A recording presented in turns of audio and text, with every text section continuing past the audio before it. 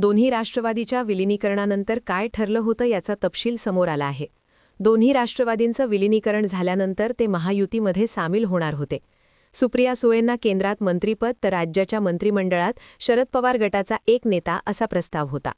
तसेच प्रदेशाध्यक्षपदाचा अंतिम निर्णय हा शरद पवार घेणार होते असं अजित पवार आणि जयंत पाटील यांच्या बैठकीत ठरल्याची माहिती समोर आली आहे.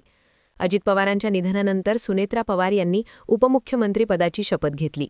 त्यानंतर शरद पवार गटाच्या नेत्यांनी दोन्ही राष्ट्रवादीच्या विलिनीकरणाची अंतिम चर्चा झाली होती असा दावा केला आहे.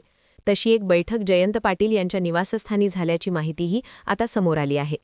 जयंत पाटील यांच्या मुंबईतील निवासस्थानी 23 डिसेंबर रोजी एक बैठक झाली होती. त्या बैठकीला शरद पवार गटाचे 14 नेते आणि अजित पवार यांच्यामध्ये राष्ट्रवादीच्या विलिनीकरणाची चर्चा झाल्याची माहिती सूत्रांनी दिली. शरद पवार गटाच्या 14 नेत्यांची आणि अजित पवार यांच्यामध्ये सुमारे 2.5 तास चर्चा झाल्याची माहिती समोर आली. त्यामध्ये दोन्ही राष्ट्रवादींनी महायुतीमध्ये सहभागी व्हायचं असं ठरलं होतं. केंद्रात सुप्रिया सुळे यांना मंत्रिपद तर राज्यामध्ये शरद पवार गटाच्या एका नेत्याला मंत्रिपद देण्याचं ठरलं होतं.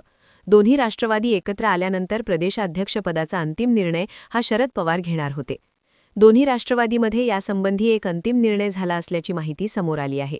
त्याआधी अजित पवार आणि जयंत पाटील यांच्यामध्ये कराडमध्ये एक बैठकही झाली होती. अजित पवार यांच्याकडून फक्त ते स्वतः चर्चा करायचे तर शरद पवार यांच्याकडून सर्व प्रमुख नेते उपस्थित असल्याची माहिती आहे.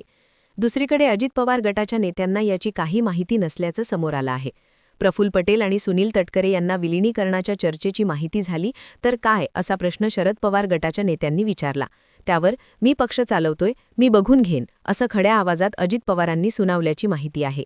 आता अजित पवारांच्या निधनानंतर त्यांच्या गटाकडून शरद पवार गटाचा हा दावा फेटाळण्यात येत आहे. तर असं जर विलिनीकरण करायचं असेल तर आधी भाजपला विचारावं लागेल असं छगन भुजबळ यांनी म्हटलंय.